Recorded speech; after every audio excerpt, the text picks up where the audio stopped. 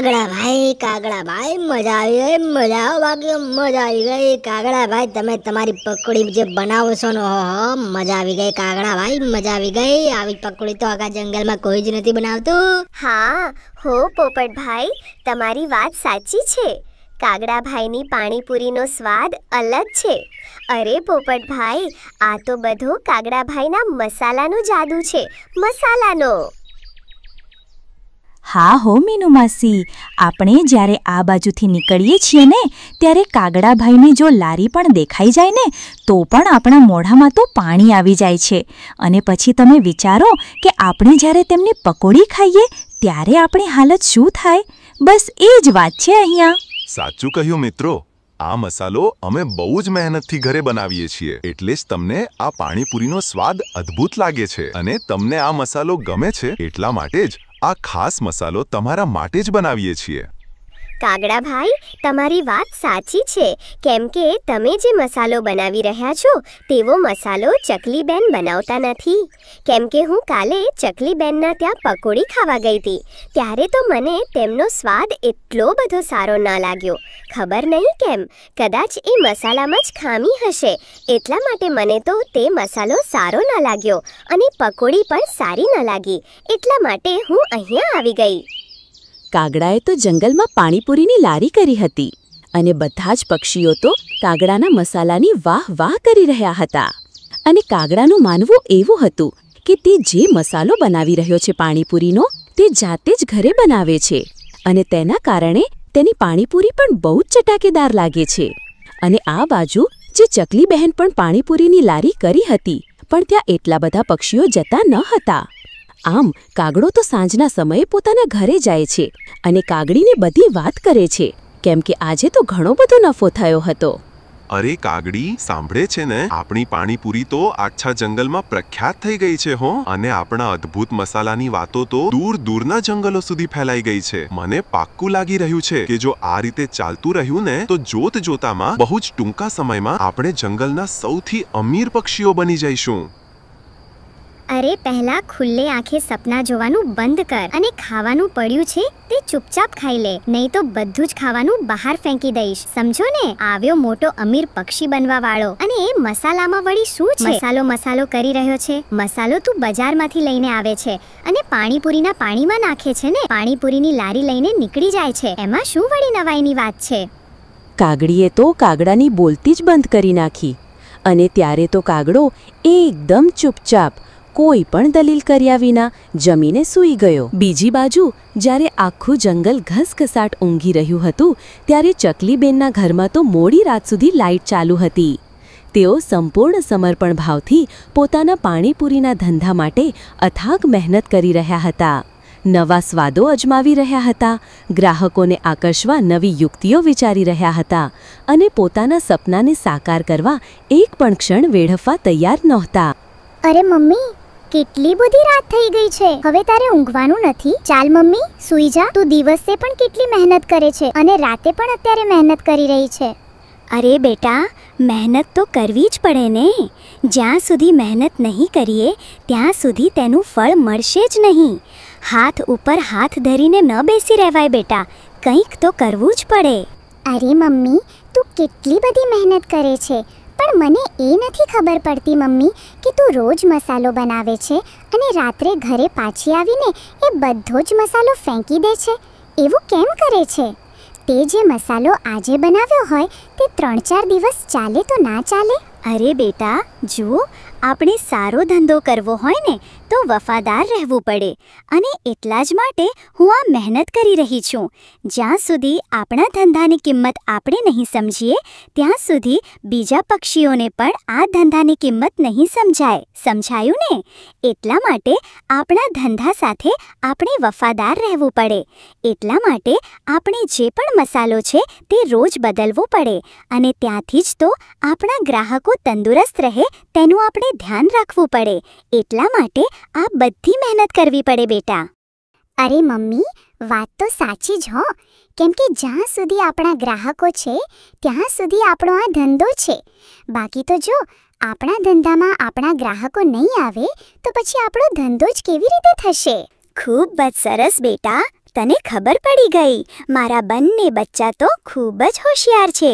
ચલો બચ્ચો, આપ હવે તમે જઈને સૂઈ જાઓ. અત્યારે રાત પડી ગઈ છે. જાઓ હવે, જલ્દીથી સૂઈ જાઓ. ચકલીબેન તો અડધી રાતે જ જાગીને પોતાના ધંધા માટે કામે લાગી ગયા હતા. આ બાજુ સવારે વહેલા કાગડાભાઈ રોજની જેમ પોતાની પાણીપુરીની લારી લઈને આવી ગયા. તેમની પાણીપુરી એટલી સ્વાદિષ્ટ હતી કે ખૂબ જ સરસ રીતે વેચાતી હતી અને હવે તો કાગડાભાઈના રોજના ગ્રાહકો પણ બંધાઈ ગયા હતા. એક દિવસ કાગડાભાઈ અચાનક જ વહેલા ઘરે જવા નીકળ્યા કેમ કે તેમનો મસાલો પૂરો થઈ ગયો હતો. અરે, આજે તો વહેલા પધાર્યા છો. કેમ આજે ધંધો પતાવીને આવ્યા છો કે પછી એમ જ હાલે આવો છો? હવે મોઢામાં મગ ભર્યા છે કે શું? કંઈક બોલશો તો ખબર પડે કે આજે કેમ વહેલા ઘરે પધાર્યા છો. અરે કાગડી, વાત એમ છે કે પાણીપુરીનો મસાલો પતી ગયો છે. એના વગર તો પાણીપુરી અધૂરી જ લાગે ને. એટલે જ આજે દુકાન વહેલી બંધ કરીને ઘરે આવવું પડ્યું અને હવે તરત જ બજારે જાઉં છું અને બજારે જઈને મસાલો લઈને આવું છું. હા, હવે બજારમાં જાઓ છો તો જલ્દી પાછા આવજો. જમવાનું બને તે પહેલા. જો જમવાનું ઠરી ગયું અને મને ફરી બનાવવાનું કહેશો તો હું નહીં બનાવું. તમારે જાતે જ બનાવીને ખાવું પડશે. ધ્યાન રાખજો. અને જાઓ, તમારા ધંધાની વાતો લઈને અહીંથી. પાણીપુરીના મસાલા માટે કાગડીના આદેશ સાંભળીને કાગડો એક પણ શબ્દ બોલ્યા વગર ચૂપચાપ ત્યાંથી સરકી ગયો. જાણે એને ખબર જ હોય કે આનો કોઈ જવાબ નથી. એણે તરત જ બજાર તરફ પોતાની પાંખો ફેલાવી અને ઉડાન ભરી. એના મનમાં બસ એક જ વિચાર હતો, ઝડપથી મસાલો લઈ આવું. પણ ભાગ્યને કંઈક બીજું જ મંજૂર હતું. કાગડો જે દુકાનેથી હંમેશા ખરીદી કરતો હતો તે દુકાન આજે બંધ હતી. કાગડાને એ દુકાન સિવાય ક્યાંયથી ખરીદવાની ટેવ ન હતી. હવે શું કરવું? આ એક મોટો પ્રશ્ન હતો જે કાગડાના મનમાં ઘૂમરાઈ રહ્યો હતો. કાગડીના કાળા મોઢા પરથી જ મને ખબર હતી કે આજે કંઈક અમંગળ થવાનું જ છે. જ્યારે પણ આ કાળમુખીનું મોં જોઈને નીકળું છું ત્યારે કંઈક ને કંઈક આફત આવી જ પડે છે. મારો સમય જ એવો ખરાબ ચાલી રહ્યો છે કે શું કહું. જે દુકાન ક્યારેય બંધ નથી હોતી તે આજે મારો મસાલો ખૂટ્યો ત્યારે જ બંધ થઈ. હવે બીજું શું? ચાલો બીજી દુકાને. બીજો કોઈ ઉપાય નથી. આમે કાળમુખીનું મોઢું જોઈને નીકળીએ એટલે આવું જ થાય ને. દુકાન બંધ હતી એટલે કાગડાએ કચવાતા મને બીજી દુકાન તરફ પ્રયાણ કર્યું. મનમાં ને મનમાં એ કાગડી પર ભડકાઈ રહ્યો હતો, પણ અત્યારે એનો કોઈ અર્થ ન હતો. તે એક નવી જ દુકાને આવી પહોંચ્યો. આ દુકાન એના માટે સાવ અજાણી હતી. અહીં ભાવતા શું હશે, વસ્તુની ગુણવત્તા કેવી હશે, કંઈ જ ખ્યાલ ન હતો. એક અજાણ્યા પ્રદેશમાં ભટકતા મુસાફર જેવી એની હાલત હતી, જ્યાં દરેક પગલે અનિશ્ચિતતા હતી. બસ ગમે તેમ કરીને મસાલો મળી જાય તેવી કાગડાની ઈચ્છા હતી. ત્યારે કાગડો બોલ્યો, અરે શેઠ, પાણીપુરીનો એવો મસાલો છે તમારી પાસે જે પાણીમાં નાખીએ ને તો એનો સ્વાદ સાવ અનોખો જ આવી જાય. એવો મસાલો કે જે પાણીપુરી ખાય ને તે બસ ઘેલા બની જાય. મારે એવો જ જાદુઈ મસાલો જોઈએ છે. હા, છે ને મારી પાસે. તમને કેવો મસાલો જોઈએ છે તે કહો. મારી પાસે એક સામાન્ય ગુણવત્તાવાળો મસાલો છે, એક ઉત્તમ ગુણવત્તાવાળો મસાલો છે અને એક સાવ હલકી ગુણવત્તાવાળો મસાલો છે. આમાંથી કયો આપું તમને? અને હા, પહેલેથી જ કહી દઉં કે આમાં કોઈ સ્વાદમાં ફેર નહીં આવે. બધાનો સ્વાદ એક જ આવશે. પરંતુ આ બધાના ભાવ અલગ અલગ છે. જે ઉત્તમ ગુણવત્તાવાળો મસાલો છે તેનો ભાવ વધારે છે અને જે હલકી ગુણવત્તાવાળો મસાલો છે તેનો ભાવ ઓછો છે. હવે તમે કહો, તમે કયો મસાલો લેશો? દુકાનદારની આ વાત સાંભળીને કાગડો ખરેખર ગૂંચવણમાં પડી ગયો. તે વિચારવા લાગ્યો, જો બધાનો સ્વાદ સરખો જ આવવાનો હોય તો પછી હું શા માટે વધારે પૈસા ખર્ચું? ઓછી ગુણવત્તાવાળો મસાલો જ લઉં. સ્વાદ તો એક જ આવવાનો છે ને. આમાં મારા પૈસા પણ બચી જશે અને મારો ફાયદો પણ થઈ જશે. આ વિચારીને કાગડાએ ઓછી ગુણવત્તાવાળો મસાલો લેવાનું નક્કી કર્યું. શેઠ, મને જે ઓછી ગુણવત્તાવાળો મસાલો છે તે આપો. શેઠને પૈસા આપી મસાલો લઈને કાગડો ભારે હૈયે પણ આશાભરી નજરે પોતાના માળા તરફ પાછો ફરી રહ્યો હતો. રસ્તામાં તેના મનમાં સતત એક જ વિચાર ઘૂમરાતો હતો, આજે જ્યારે હું કાગડીને આપણા મસાલાના નફા વિશે કહીશ ત્યારે તે કેટલી ખુશ થશે. તેની આંખોમાં ચમક અને ચહેરા પર સંતોષ જોઈને મારું મન પણ શાંતિ અનુભવશે. આવા મીઠા વિચારોમાં ખોવાયેલો કાગડો ક્યારે ઘરે પહોંચી ગયો તે તેને ખબર જ ના પડી. અરે વાહ, આજે તો વહેલા ઘરે આવી ગયા છો. આ રીતે જ વહેલા ઘરે આવતા હોય તો વધારે માથાકૂટ થાય ખરા. હા કાગડી, તારી વાત સાચી છે, પરંતુ આજે તો નફો કરીને આવ્યો છું. નફો. હું જે દુકાનેથી મસાલો લાવતો હતો ને તે આજે બંધ હતી, એટલે હું બીજી દુકાને ગયો. ત્યાં મને મસાલો થોડો સસ્તામાં મળી ગયો અને સ્વાદમાં પણ સરખો હતો. ત્યારે તો મેં ઓછી કિંમતમાં તે જ મસાલો લઈને આવી ગયો છું. બોલ કાગડી, થયો ને નફો? હા, હવે તમે થોડુંક સમજ્યા છો. ધંધામાં આ રીતે નફો કરતા શીખો તો કંઈક ધંધો આગળ વધે. અને હવે ચાલો જલ્દીથી હાથ મોઢું ધોઈને જમી લો. જમવાનું તૈયાર જ છે. કાગડો અને કાગડી અત્યંત પ્રસન્ન હતા.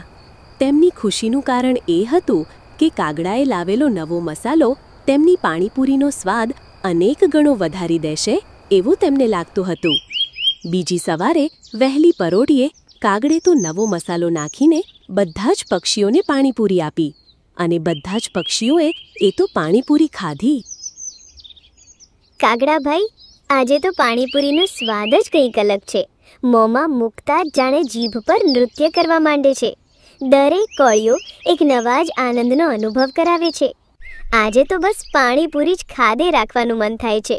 મારું પેટ ભલે ભરાઈ જાય પણ મન તો નથી જ ભરાતું. ખરેખર કાગડાભાઈ, આજે તો આ પાણીપુરીએ દિલ જીતી લીધું છે. પક્ષીઓને તો કાગડાની પાણીપુરી આજે કંઈક જુદી જ લાગતી હતી. તેમાં અલગ જ સ્વાદ ઘોળાયેલો હતો અને એટલે જ બધા પક્ષીઓ કાગડાની પાણીપુરીની વાહવાહી કરતા થાકતા ન હતા. સાંજનો સમય થયો અને કાગડો પોતાના ઘર તરફ જવા નીકળી પડ્યો. ઘરે પહોંચીને તેણે દિવસભરની આ બધી વાત કાગડીને કહી. અરે કાગડી, આજે તો આપણા ધંધાએ અલગ જ તેજ પકડ્યું છે. ખબર છે, આપણે જે નવો મસાલો લાવ્યા હતા ને તે તો બધા જ પક્ષીઓને ખૂબ જ પસંદ આવ્યો છે. આજે તો બધા પક્ષીઓ આપણી વાહ વાહ કરતા થાકતા નહોતા. આમ કાગડી અને કાગડો તો પોતાના ધંધા વિશે પોતાના જ વખાણ કરતા હોય છે. વાતો કરતા કરતા જ આખી રાત વીતી જાય છે. સવારે વહેલા કાગડો તો તેના ધંધા પર પહોંચી પણ જાય છે. આજે તો કાગડો વહેલા પહોંચી ગયો હતો ધંધો કરવાની ખુશીમાં. ત્યારે જ કાગડાને પક્ષીઓ આવતા દેખાય છે.